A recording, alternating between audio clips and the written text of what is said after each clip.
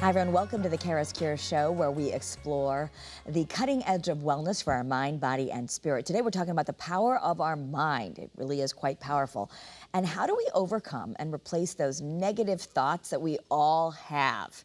We've got those negative scripts running, and they can really do a doozy on us. Transformational expert Julie Reisler and board-certified master life and wellness coach and Georgetown University professor is here to talk about some ways we can heal this toxic self-talk. Thanks for being here. Thank you so much for having me. I'm excited. So this is something. Let's just get it off the. Let's start with. Everybody has this, right? We all have this angry roommate in our head.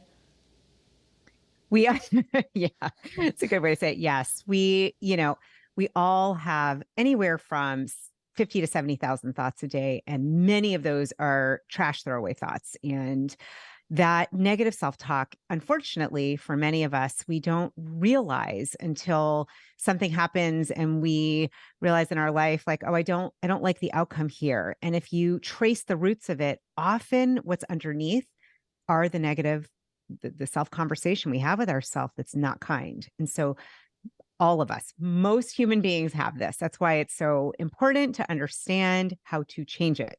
Yes. Well, and the good news is because we're human, and you've done a lot of research on this, that our brains are different. So we have the ability to counter those negative thoughts and actually make a difference in our mental health and our physical health. Exactly. And, not being a brain surgeon, but I'll just explain for those that may not be aware of this. We as human beings, we are so lucky. We have all of us, we have the reptilian brain, which is sort of at the base. That's the fight or flight. We have that middle limbic system, which is the emotions. Animals have that too. And then we have the neocortex, the prefrontal cortex that helps us to shift our thoughts, to make new decisions, to use our mind in ways that can help us to change. So we're off to a good start because our brain, literally with our neurons, the way that they fire together and wire together through what's called neuroplasticity, we are set to be able to change anything, which is really good news. Yeah, yeah. So talk a little bit about when we have these negative thoughts, what they do to us. Yeah. So the thing with negative thoughts, and I think to level set and just to kind of start out by saying that we as human beings, we're not just our thoughts and our mind. We are complex. We're an integrative whole. So we are our emotions. We are our thoughts. We are constantly, we respond to our thoughts. So both mentally, emotionally, physically. So if you are feeling anxious, if you're feeling nervous or stressed, you've probably, I'm imagining everyone tuning in at some point has felt stressed or nervous. You're going to notice that. You might notice that in a raised, elevate heart rate. You could notice that in your blood pressure. Our body emits hormones like cortisol and adrenaline. And if that's going at a pace or a rate that is more than you need, that can cause issues in your body. So it's not just, oh, it's a thought and we're going to change it. There's an effect. We're complex. We're an integrative whole. And so it's important to understand that these thoughts, they have effects on us. And the great news is we can change them, but we want to start looking and understanding what's happening. So it's great to get that we are wired for change. We are wired for health and well-being. Just sometimes we need to get a little bit clearer on what we're saying to ourselves so we can see, oh, wow, I'm having a lot of fear thoughts, a lot of thoughts that are negative about myself or not feeling good enough. And that negative self-talk, that can lead to other issues, emotional, mental, and physical. So the awareness, that's the real key. The first step is we need to become aware of the negative thoughts kind of streaming on autopilot. Exactly. And that awareness, it all starts with awareness, Kara, because if you are doing this and it feels like it's happening and you can't control it, right? That can lead us into a state of feeling overwhelmed, of despair, of hopelessness. So the first most important step is to become aware. And we can all do this. We, unfortunately, as human beings, have what's called the negative bias. That is where we are wired from thousands of years ago, when we were being chased by a saber-toothed tiger, we would have that negative bias of, that fight, flight, fright, fearing things that could happen. We did that to protect ourselves, but we are not, thank goodness, living in a society or times like that today. So the good news is you can change that negative bias. You can change those thoughts. You've got to start with awareness. One of the best ways to bring these thoughts to the surface, to build that awareness, is to start noticing what you're actually saying to yourself. So one of the tools that I use, and I've used this with many before, I have my basic journal. You could use your phone, take notes. And for a day, take one day, just notice from the time you get up, literally get up out of bed, go brush your teeth, look in the mirror. What are you saying to yourself? What are you saying to yourself when you get up? Are you saying, I didn't sleep well? I don't feel good. I don't know about this day. Like, notice these thoughts, write them down as an observer, don't judge them, but you will start to get great evidence for yourself of the kinds of thoughts you're having that are probably not as helpful. And that is the most important thing to do to start, is to build that awareness so you can see it for yourself. Then you can start to make change. Yeah. So the journaling, I love that, because even if we just do this one-day challenge and write it down, you might see that you're saying some really unkind things to yourself, and that it often just keeps going and it's the same thing. But I think where people get stuck is they're like, well, how do I know that's not true? Yeah. Yeah. And so that's a really, really good question. And here's a great way to counter that. So I am big into being your own best reporter, your observer. And again, bring out the journal or your phone, and you want to track both the negative things that you're saying to yourself. Something that can counter that is to look, and when you have that thought, ask yourself the question, is that true? Is there even any evidence of that? Right? Has that even happened before? And another component that I think is really important, another practice, is to also be writing about the things that are going really well. People call that a gratitude practice, appreciation practice, celebrating what's going well. You might even do a little bit of what has worked well in the past, because what we want to do, this is very important. It's very easy as you are looking at the things that the negative self-talk, it's easy to just stay there and to berate ourselves and feel bad about it. You don't want to stay there. We're just getting curious. Curiosity is going to be your best friend, right? Not judging, curious. So you get curious, and then you start to look at, okay, is that even true? And let me actually look at what has worked well. Where have I overcome challenges? What am I celebrating? What are wins? What are learnings, right? All of those things are very important. It also helps our brain, which is a serial processor, which is constantly looking for data. It helps your brain to start looking for what is working. So it's a great idea to do both at the same time.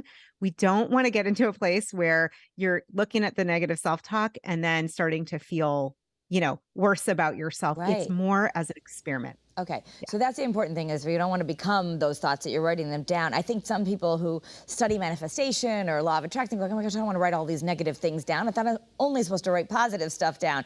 But so talk a little bit, as you're, you've done this, you've got a book on this. Some of the questions you say we should ask ourselves. What might be another way to look at this, in addition to, is this even true, or what's a new way to see it? Yes, exactly. So this curiosity, which is such an important aspect that many of us miss, we go right into blaming and shaming and feeling like crap, Yeah. right? So what we want to do, besides saying, how else can I see this? I would say, especially when those negative thoughts come up, one thing that you can say right away is, I wonder what the greater gift is in this for me. I wonder what the larger learning, I wonder how I'm going to grow from this comment or this experience, right? So if you are, let's say, I find this happens a lot at the gym, right? You go to the gym and all of a sudden I'm in a yoga class and I'm like, yeah, I'm not feeling like myself right now. I am not able to do this pose. I stick, like all those thoughts, right? We have them. They go on all the time, right? And so I might pause and just say, what is the greater gift here? Mm. How might I see this different? How can I come back to what's the present moment? What am I grateful for right now? I could put, my hand right on my lap and ground myself and say, you know what? I'm really thankful to be breathing, to be able-bodied in this class right now. So there's a lot of ways that we can reframe. Often though, gratitude, in addition to curiosity, can be that elixir, that aspect that when you start looking at, well, what am I grateful for here and now? Get back to the present moment. We are often in the past or the future. It's the truth. We very rarely, especially in our busy society, are in actual time of the moment and present. And Yeah. so it can help to just, yeah, look at what you're grateful for right now. Right, and you know, in years and years of interviewing people who are experts on our minds and like yourself about retraining, and I said this to my daughter, and I thought, okay, don't we know this, or we kind of know this, but it was so interesting because I said, you know, it's been written many times. I didn't make this up, but that the idea that when we're in our present moment, we're in peace. But if we're in the future, we might be feeling anxious. If we're in the past, we might be feeling regret. And she looked at me like that was, oh my gosh, really? So there's a reason why we want to come back to the present. And so there's a way to escape those thoughts and actually become way more powerful creators. Absolutely. So the first, we talked about awareness, right? You just want to start noticing. And the way to start shifting those thoughts is to come up with something else that you're going to be telling yourself, which is that idea of what am I grateful for? What is working well? What am I celebrating? And then to understand that we have this incredible power within us because of the way we're designed. We have a brain that, neurons that fire together, wire together. You start firing new thoughts. You start looking for what is working. You look in the mirror. I've done this exercise with many, many, many clients and women that really struggle to look in the mirror and feel good about themselves. So we start with look at your eyes, look at those eyes and focus on the fact you've been able to see the world since day one. Your mouth, which has been able to swallow and eat and breathe, focus on your heart, parts of you that you feel really grateful for, that there's no, there's no feeling of lack or not good enough. And so we want to find those new thoughts to replace the negative ones. Right. And that can be as easy as, I just say, go into the way your body's working. It's a quick, easy lift. Like you look at, okay, I am breathing. I'm in this moment right now. I'm present. That's pretty amazing. We forget that. We often do, myself included, which is why I love to teach this and talk about it because I practice it daily. I need to make it stick. Yeah. And as a professor at Georgetown, do you teach this to students? I feel like, why did no one teach this stuff to us? We're learning it now. Oh my gosh, Kara, I ask this question every day. I also have children in high school and I'm like, why did we not teach this like starting early on in grade school? In the program that I teach, this is something that we absolutely talk about. And then I work with a lot of adult learners that are looking to really, to take their background in education and to start entrepreneurial businesses and to go into the workforce and really help people around their health and well-being. And it's an amazing, amazing program. And we talk all about this because what happens when you start something new, even if you have a master's, a PhD, a background, we have that negative bias. You got to be careful. Your mind is going to look for how can I keep you safe? But the problem is those negative thoughts that they think they're going to keep you safe or protected or from being embarrassed are often not for your best.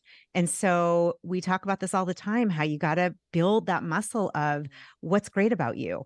What can I celebrate? What am I grateful for? Because the more it's what you focus on expands. Another way to say it is what you appreciate. So if you can find more things to appreciate about yourself, about your journey, about the fact that you're learning, you're trying something new, you will start to literally create new neural pathways that say, this is not scary. This experience is exciting. This is, growing and stretching you. So we can change this. It is how we're looking at it. And we definitely review that. And I teach that quite a bit. Yeah, and you have a book, Be the U.S. You, and you can get that on Amazon, and there's all kinds of ways to journal. But I just want to, for those who are saying, is this, I don't know, what is this?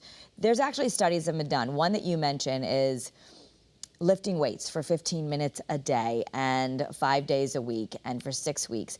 And those who visualized themselves getting stronger actually did get 11% stronger. Even though they all did the exact same physical thing, those who visualized it actually got more strength. So we know this, right, with high performers, with athletes, with those that have talked about, they envision, right, before I hit the ball over the net, like seeing it over and over again. We have this incredible power within us, the power of visualization. I forget Albert Einstein's quote, but it was something to the tune of our imagination and visualization abilities are the predictor of the future. They're miraculous. And this study, I remember learning this years ago when I was getting my master's degree in this work. And I remember I was like, wait, what?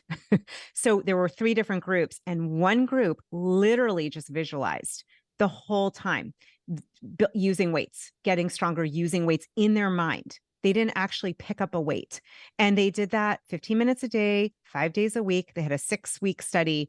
And they showed, as you said, 11% strength increase. So you can't tell me from Oh, that study, and there have been so many studies, that there's something going on. Our ability in our mind to visualize, to see, to envision our best, what's going to be our future, right? We have this ability to really create something that's extraordinary and even build muscle. I'm like, I love that. I'm going to yeah. start picturing myself at the gym more. Right, right, right. Well, and so, no, thank you for correcting me because I think I remembered it wrong. But yeah, so it was the 3 groups visualized, but one who, they got stronger even though they didn't actually lift the weights. They only visualized them. They did not pick up a weight. That's what's so amazing about it. They pictured it in their mind. They did the 15 minutes of what that, the reps in their mind, but they didn't pick up a weight, and they built strength. Like, Right. we're so amazing. We forget it, but we are. Yeah, I mean, so it goes back to that very famous quote. I think it was by Roosevelt, right? The nothing to fear but fear itself, right? So, or fear can be false evidence appearing real, an acronym for that. But so what do? There's a lot of talk right there about manifestation, about affirmations, and I love all that. But what do you do? Like, finances are a big deal right now. I know a lot of people want to quit their 9 to 5, and they want to maybe go do what you've talked about, working with people to start a new kind of, found a new company or help people. But so many times we stay stuck because we think, okay, what if I don't make it? Or what if it doesn't work out? Or what if this? And there's this. So how do people actually make these changes by using affirmations and positive thinking without it falling flat? Yes.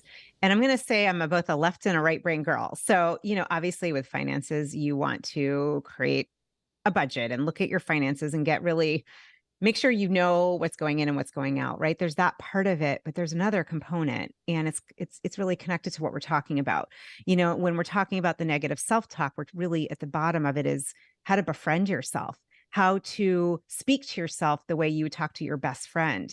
And I believe with money, with finances, there's a similar thread. How are you speaking about money? Is it from fear? Is it from lack?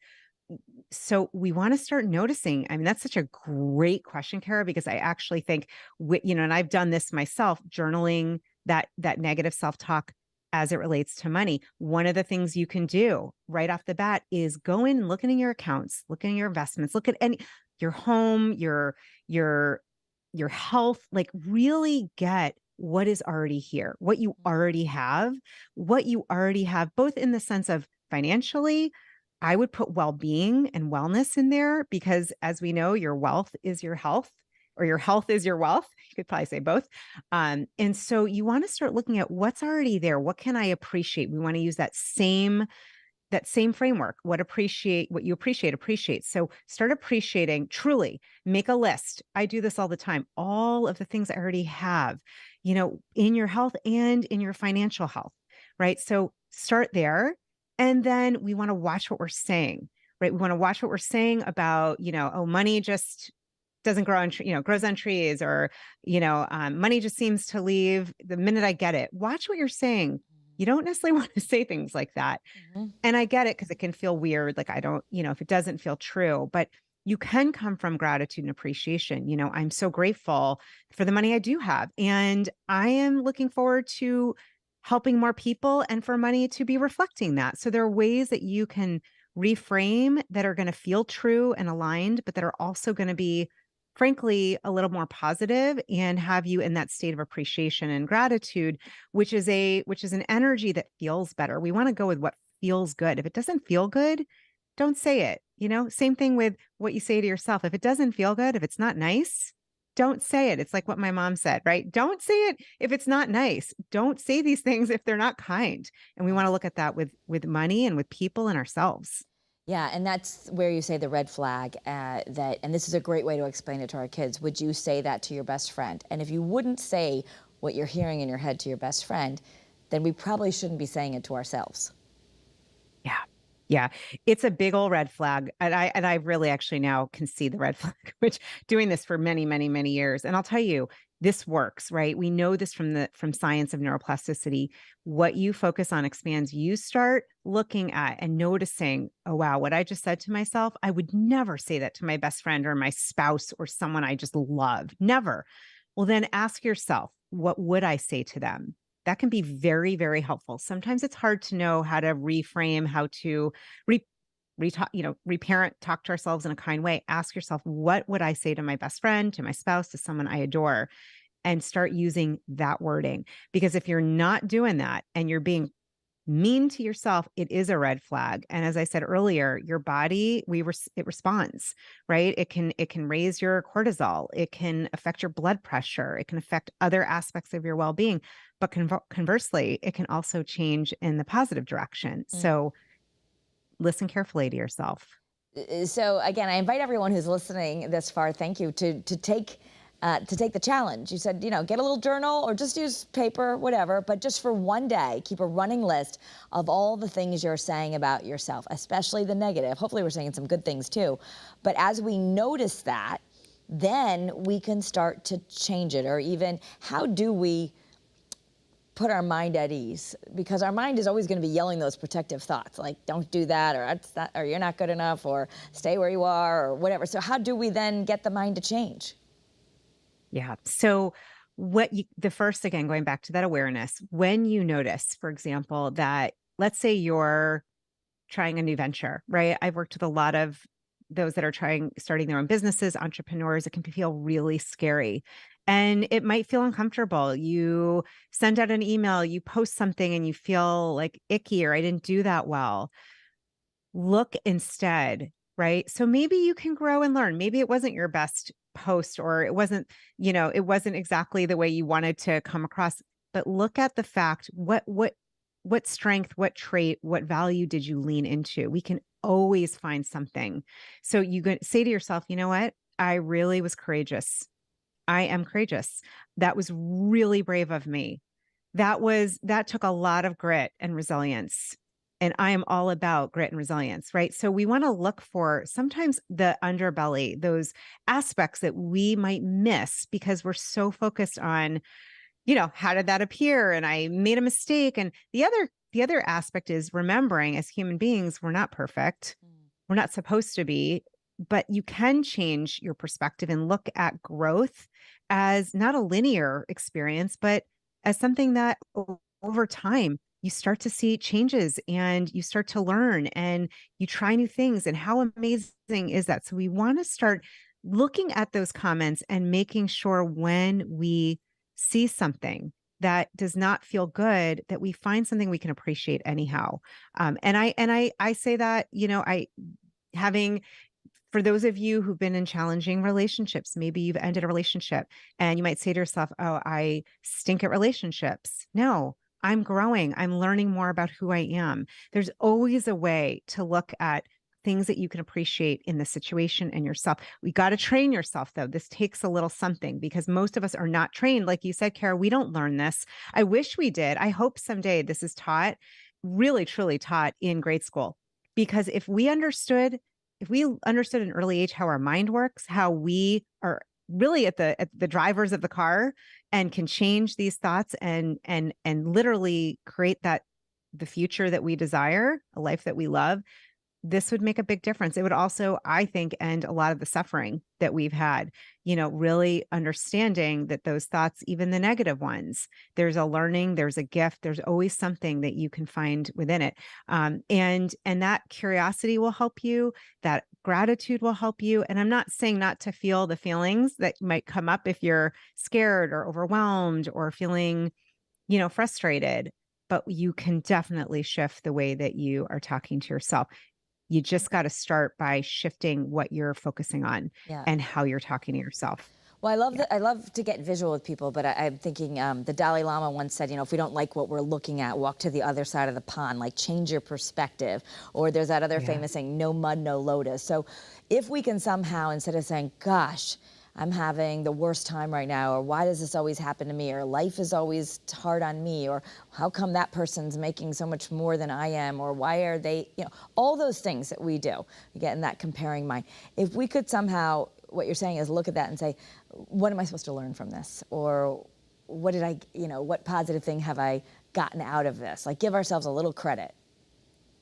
Exactly. And another thing that's super helpful, we can touch upon this, is coming back to the present moment. That's why, the whole area of mindfulness and the study of just presence and how to come back to your breath, sometimes just coming back to this moment, breathing for those who meditate, taking a deep, deep breath and a long exhale as well. Even a technique of putting your hand on your heart and feeling your heartbeat and realizing all is well right now. All of these different things coming back to the present moment can be super helpful to bring you back to where you are now, especially if you get into that compare. I like to say compare is to despair. We often do that. I think a lot of times, through social media and other avenues, it's very easy to see, oh, I wish I did that. I wish I looked like that. I could make that, blah, blah, blah. We very easily can lose our sense of self and self-worth. And it doesn't have to be that way,